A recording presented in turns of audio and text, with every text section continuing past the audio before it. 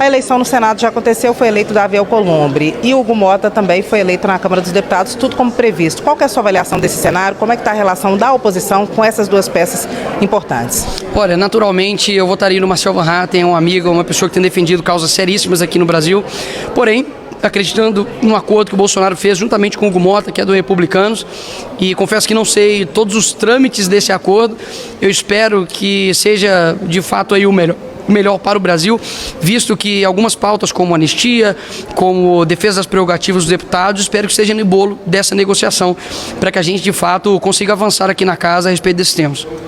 Deputado, eu conversei agora há pouco com a deputada Dandara, que é do PT, também de Minas Gerais, e ela disse que na reunião que eles tiveram com o presidente Lula, ontem à noite no jantar, Lula disse que não é para ser estilo paz e amor com os considerados extremistas.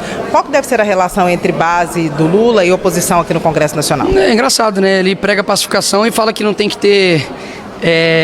Qual que foi a palavra que ele usou? Não tem que ter moderação, né, com os extremistas, né? Para ele todo mundo é extremista, né? Todo mundo que discorda do PT se torna um extremista ou divulgador de fake news, né? Eles não suportam a verdade. Eu não tenho problema nenhum. Eu nunca fugi de debate, nunca fugi de atrito. Pelo contrário, quanto mais torcida contra, acredito que a gente joga melhor.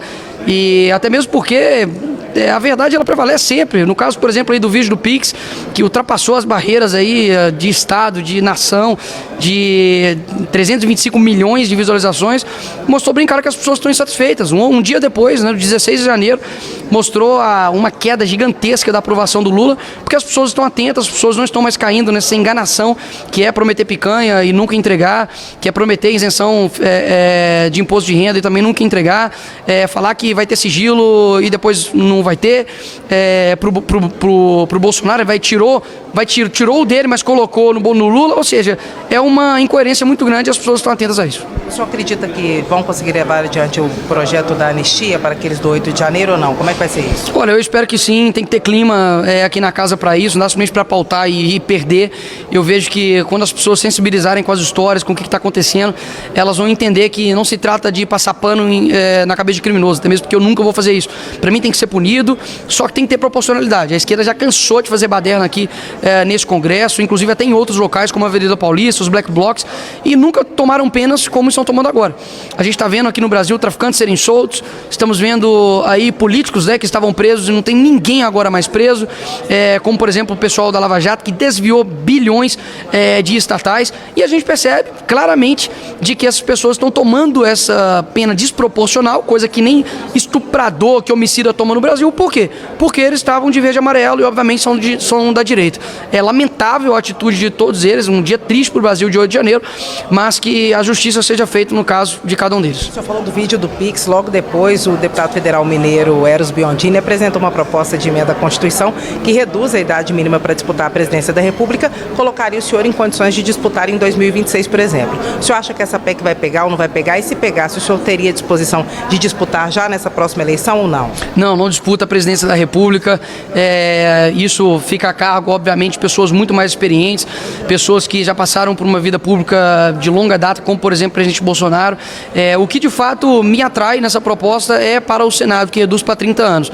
Vejo que o Senado está sendo, infelizmente, um fiel da balança leve com relação aos atritos que o STF tem gerado no nosso país, um desbalanço da democracia. O ministro Alexandre de Moraes tem cometido crimes, não somente reconhecidos nacionalmente, mas internacionalmente, e a gente sabe que o Senado é o competente para poder julgar um ministro do STF em caso, por exemplo, de impeachment. Então seria, para mim, um prazer gigantesco poder trabalhar aqui dentro para pautar e para poder votar o impeachment do ministro Alexandre de Moraes. Para mim seria uma satisfação muito além pessoal, seria uma satisfação da população brasileira representada na minha pessoa e da oposição aqui nessa casa. O senhor acha que essa PEC vai ter assinaturas suficientes para ser apresentada e depois vai ter votos aqui no Senado, já que a casa é só de políticos mais velhos, normalmente? Não, essa proposta não foi apresentada não somente pelo Eros Biondini, já foi apresentada há muito tempo atrás por outros parlamentares, inclusive de esquerda. Eu vejo que para ser governador de um estado você precisa de 30 anos. E você não pode, com 30 anos, estar aqui no Senado representando o seu estado. Então eu acho, assim, no mínimo incoerente no sentido legislativo e político. Eu vejo que é possível sim, até mesmo porque precisam de 171 assinaturas. A gente já está coletando, como é o Eros que está coletando, não sei a quantidade exata, mas atualizo aí futuramente. e vamos trabalhar para que a gente consiga chegar até aqui. E não somente pensando em mim, mas tem outros também no Brasil todo que têm 30 anos e que, se possível, podem também concorrer ao Senado. Deputado, depois que trocou a Secretaria de Comunicação do governo, saiu Paulo Pimenta e entrou Sidônio Palmeira, algumas movimentações já aconteceram, como, por exemplo, deixar as redes sociais do governo, do Lula, mais descoladas, e hoje os ministros do presidente Lula chegaram aqui ao Congresso Nacional com um boné escrito "O Brasil é dos brasileiros", a exemplo da clássica frase de Donald Trump, "Make America Great Again", que significa, né, faça a América grande novamente. E o senhor acha o que dessa história, de estratégias similares às da direita? Olha, eu dei um seja bem-vindo ao Sidônio. No dia que ele assumiu, estava aí com o meu vídeo de mais de 325 milhões de visualizações. Passei, inclusive, o Lula no Instagram de quantidade de seguidores. Não é de seguidor por seguidor, não estou aqui me exaltando, mas mostrando que a população brasileira segue mais um deputado federal do que o presidente da República do seu país. Isso é, no mínimo, um sinal. Ele é uma pessoa que claramente está desconexa da realidade, né? Fazer um boné com a mesma característica de identidade visual do Donald Trump para poder defender a esquerda, o Sidônio é meu parceiro agora, eu quero que ele continue. Não demitam o Sidônio, ele tem que continuar no governo Lula, juntamente com a Janja. A Janja é a nossa camisa 10. Ele é o nosso capitão camisa 9.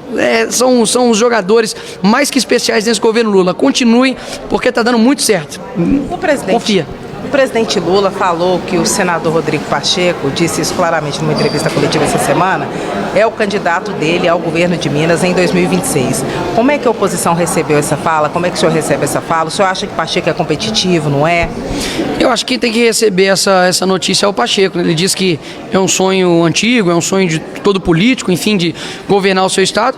Eu vejo que ele decepcionou os mineiros. Não tem, de fato, envergadura moral para poder apontar o dedo na cara de ninguém a respeito das defesas da democracia e dos anseios das pessoas, principalmente dos mineiros. Votamos nele para poder tirar a Dilma, mas prefiro a Dilma, pelo menos ali ia fazer a gente rir. E o Pacheco, de fato, não tem liberdade para poder andar em Belo Horizonte, em Minas Gerais. Vejo que, sim, ele é um cara extremamente competente em termos técnicos de direito.